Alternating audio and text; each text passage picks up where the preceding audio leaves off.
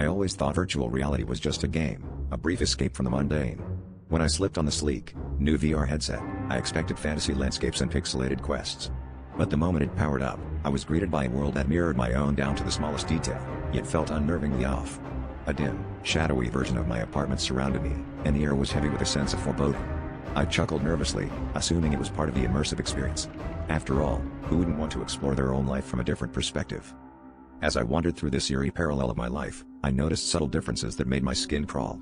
The photographs on the walls depicted moments I didn't remember living, and a reflection in the mirror showed a version of me with vacant eyes and a twisted smile.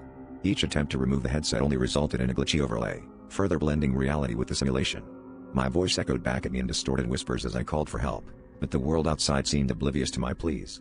I began to question whether I was still in a game or if my reality had shifted entirely.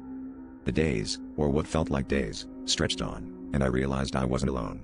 Shadowy figures lurked in the periphery, watching silently, their presence both unsettling and oddly familiar. They mimicked my movements, their actions a grotesque parody of my own. I tried to confront them, demand answers, but they only stared back with hollow eyes, reflecting my own fears and insecurities. Panic set in as I understood that this wasn't just a game gone wrong, it was a trap, a mirror world feeding on my deepest anxieties, growing stronger with each passing moment. In my final desperate attempt to break free, I discovered a hidden door that hadn't been there before, pulsating with a faint, ominous glow. As I reached for the handle, a chilling realization washed over me: the world I had entered wasn't an escape, it was a prison of my own making. The door creaked open, revealing a void that whispered promises of release. But as I stepped through, the whispers turned to mocking laughter, and I understood too late that the headset hadn't trapped me, it had revealed the truth. Reality, as I knew it, had never existed, and now, I was part of the shadows, forever watching, forever waiting.